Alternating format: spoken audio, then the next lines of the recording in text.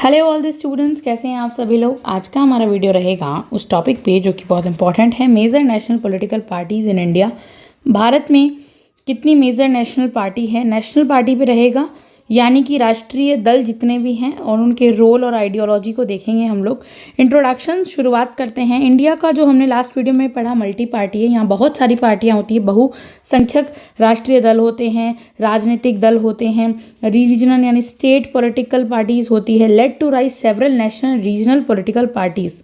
और यही सिस्टम किस किस को जन्म देती है, अलग अलग नेशनल रीजनल स्टेट की पार्टीज को जन्म देती है। नेशनल पार्टीज जो होती है, राष्ट्रीय दल, वो play a crucial role in shaping policies.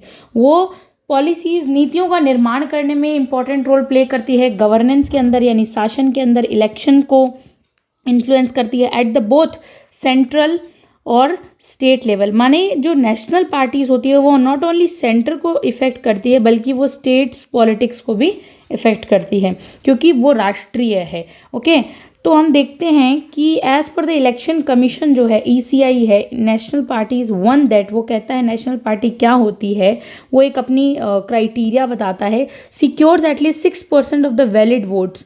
वो कहते हैं कि 6% उसको वोट लाने पड़ेंगे 4 स्टेट के बराबर, यानी इन लोकसभा में और असेंबली की जो इलेक्शंस होते हैं उसमें, और विंस एटलीस्ट 4 सीट इन लोकसभा, और कम से कम 4 सीट तो जीतनी ही पड़ेगी लोकसभा के अंदर। Is recognize as a state party in 4 more state और मोर स्टेट।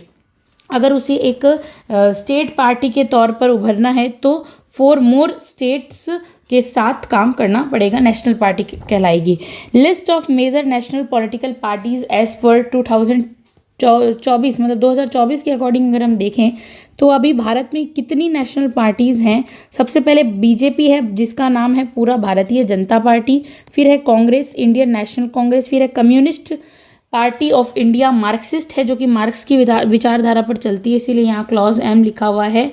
आम आदमी पार्टी, जिसे आप कहा जाता है शॉर्ट फॉर्म में, नेशनल पीपल्स पार्टी जिसका नाम है NPP, नेशनल पीपल्स पार्टी, फिर है बहुजन समाज पार्टी जो कि BSP है। ठीक है, each of this parties distinct, इनकी सबकी अलग आइडियोलॉजी, इनके उद्देश्य भी अलग हैं, इलेक्ट्रल स्ट्रेटेजी, इलेक्शन जीतने की स्ट्रेटेजी अलग है, विच इन्फ्लुएंस इंडियन डेमोक्रेसी, और ये निरंतर जो है भारतीय लोकतंत्र को प्रभावित करती जा रही हैं। अभी हम समझेंगे भारतीय जनता पार्टी का क्या फाउंडेशन और क्या लीडरशिप रही है। तो कब फाउंड की गई थी, 1980 के अंदर as a successor of Bharatiya Janata party. 1951 में भारतीय जनसंघ ने जो है इसकी स्थापना की थी, भारतीय जनसंघ 1951 में। फाउंडर कौन थे, अटल बिहारी वाजपेयी जी थे, LK आडवाणी, लाल कृष्ण आडवाणी और श्याम प्रसाद मुखर्जी। तो ये 3 नाम इंपॉर्टेंट है फाउंडर्स के अंदर, हम याद रखेंगे। करंट लीडर है नरेंद्र मोदी, प्राइम मिनिस्टर हैं, जो कि भारत के JP नड्डा जो कि प्रेसिडेंट है इस पार्टी के, ओके, जो कि BJP के अध्यक्ष हैं। अब आइडियोलॉजी देख लेते हैं इनकी और पॉलिसीज़ क्या क्या रही हैं। तो जो इनकी आइडियोलॉजी है वो राइट विंग की है, ओके, यानी एक होता है लेफ्ट विंग, एक होता है राइट विंग। तो राइट विंग है जो हिंदुत्व को मानती है, हिंदू नेशनलिज्म, राष्ट्रीय हिंदुत्वता की बात करती है, और कंजर्वेटिव है, रूढ़िवादी भी कहा जा सकता है, अपनी परंपराओं को लेकर भी मानती है, बहुत इज्जत करती है, रिस्पेक्ट करती है। इंटीग्रल हिंदुइज्म की पॉलिसी है इसमें, based on Deendayal Upadhyaya philosophy. जो दीनदयाल उपाध्याय की फिलॉसफी क्या थी, हिंदुत्व की फिलॉसफी थी।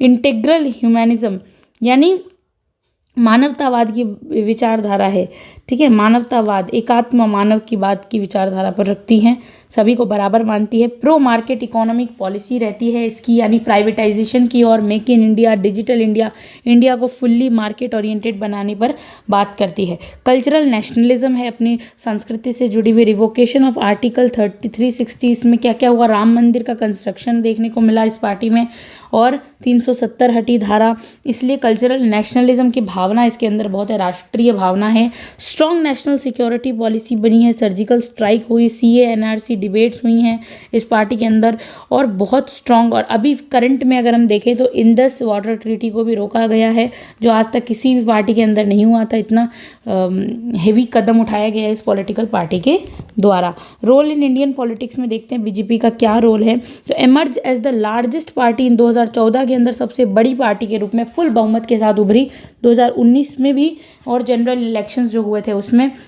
इंट्रोड्यूस मेजर गवर्नेंस रिफॉर्म्स, क्या क्या गवर्नेंस रिफॉर्म शासन के अंदर सुधार किए, जैसे GST, डिजिटल इंडिया, उज्ज्वल योजना, पीएम आवास योजना आई है इसके अंदर। Okay, advocates for one nation, एक राष्ट्र एक इलेक्शन की बात करती है, एक राष्ट्र एक इलेक्शन यूनिफॉर्म सिविल कोड का सपोर्ट करती है। अब देखते हैं कांग्रेस की क्या विचारधारा है। ओके, देखते हैं कांग्रेस जो है, इंडियन नेशनल कांग्रेस इसका पूरा नाम है। फाउंडेशन एंड लीडरशिप देखते हैं, फाउंडेड 1885 में, ओल्डेस्ट पॉलिटिकल पार्टी इंडिया की कहा जाता है, सबसे पुरानी पार्टी थी। फाउंडर कौन थे?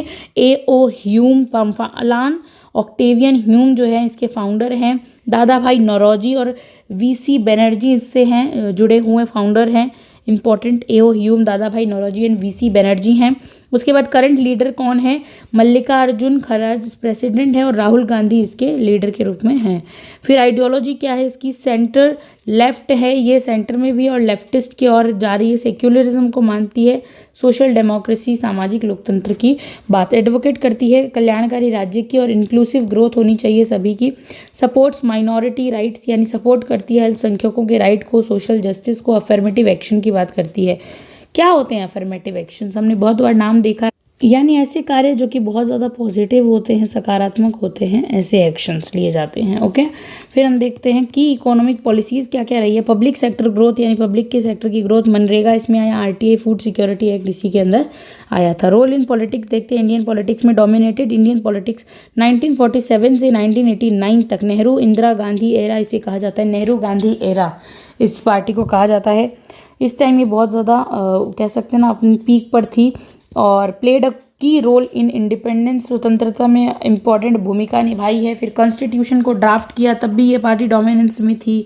और उसके बाद हम देख सकते हैं ग्रीन रेवोल्यूशन इसी के अंडर हुआ एंड इकोनॉमिक लिबरलाइजेशन, आर्थिक जिसको हम कह सकते हैं लिबरलाइजेशन, उदारीकरण इसी में आया था। 1991 के अंडर PV नरसिम्हा राव के अंडर आया था ये जो इकोनॉमिक लिबरलाइजेशन है।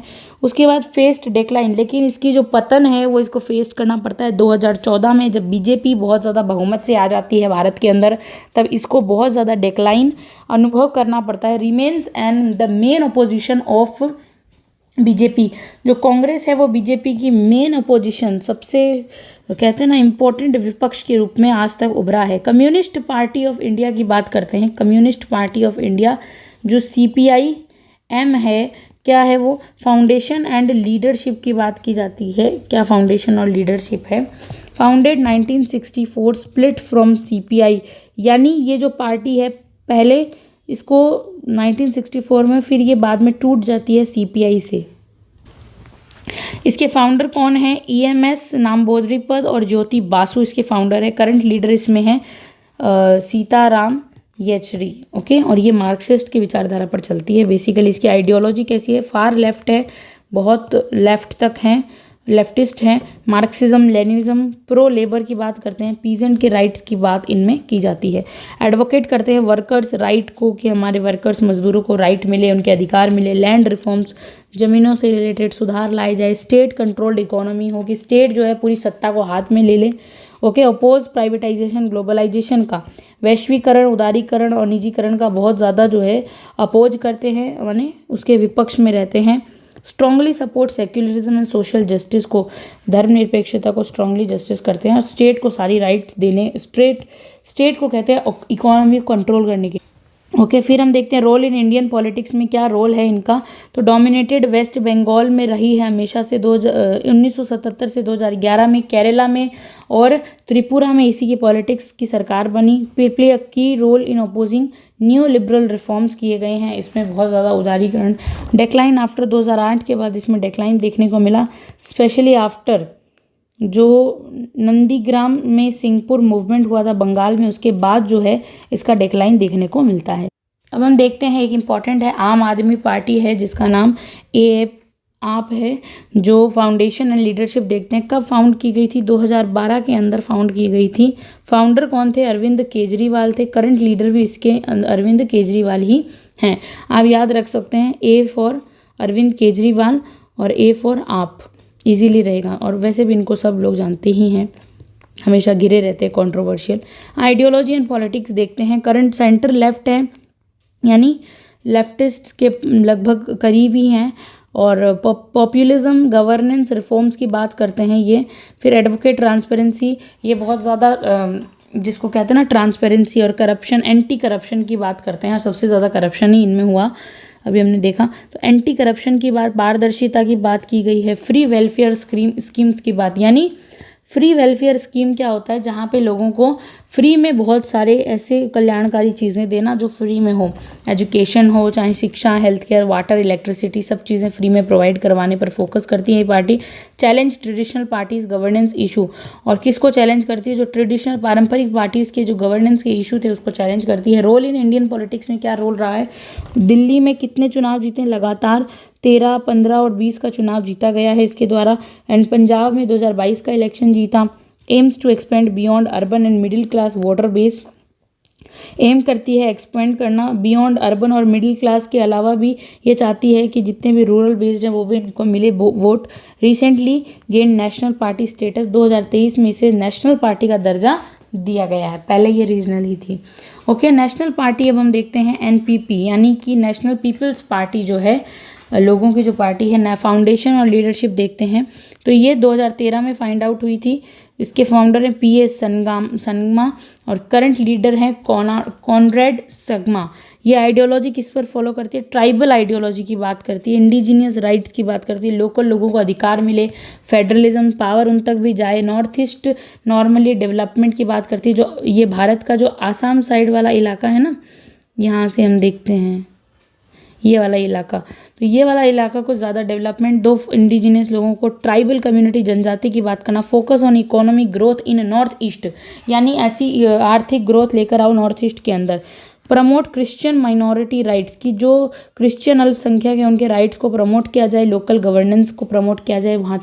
अब इनका क्या रोल है इंडियन पॉलिटिक्स में, भारत की राजनीति में? स्ट्रॉन्ग इन्फ्लुएंस इन मेघालय में स्ट्रॉन्ग इन्फ्लुएंस है, मणिपुर में ये पार्टी राज करती है, अरुणाचल प्रदेश, जो ये नॉर्थ ईस्ट, मेनली इंडिया के नॉर्थ ईस्टर्न रीजन है। फर्स्ट रीजन पार्टी, पहली रीजनल पार्टी का दर्जा मिला फ्रॉम द नॉर्थ ईस्ट इसे, and get to national party status, और पहली नॉर्थ ईस्ट की रीजनल पार्टी थी और बाद में इसे जो है उस क्षेत्र की नेशनल पार्टी का दर्जा दिया गया था। फिर आती है बहुजन समाज पार्टी, जो कि छठी पार्टी हम कह सकते हैं।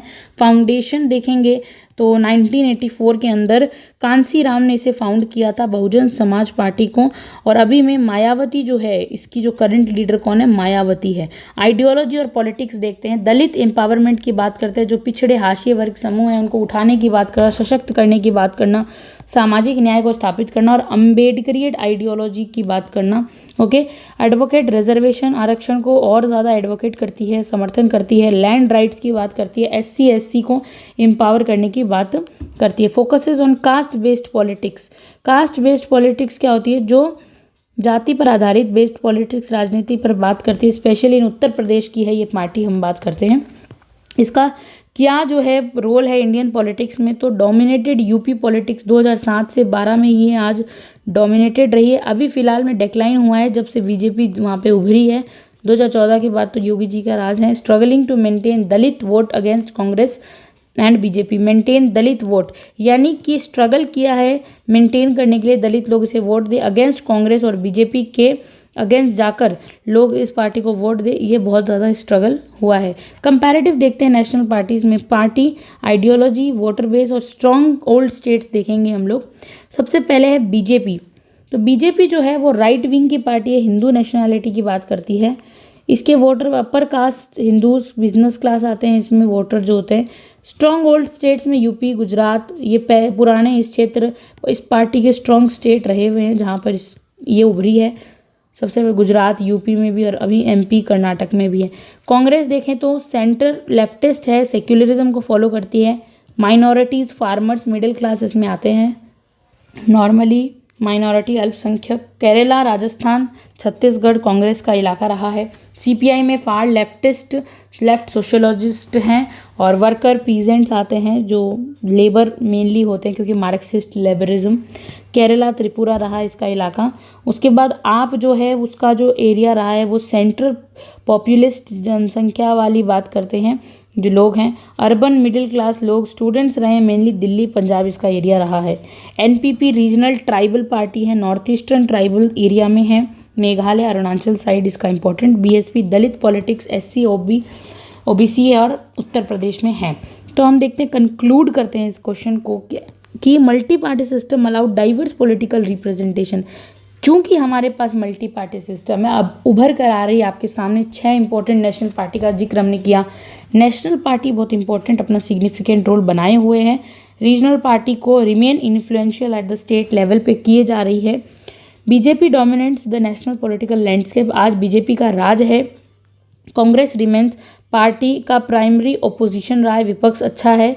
एंड न्यू आप जनरेट हो रहा है इमर्जिंग अल्टरनेटिव वॉइस के तौर पे। The future parties depends on electoral strategies पे डिपेंड करती है।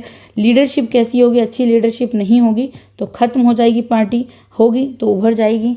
Regional alliances and public perception, क्या मानते हैं पब्लिक, जनता क्या मानती है, उस पर निर्भर करता है कौन सी पार्टी ज़्यादा लाइट में आएगी। तो इसी के साथ आज हमने पार्टी पॉलिटिक्स पढ़ा था और नेशनल पार्टीज़ को देखा है।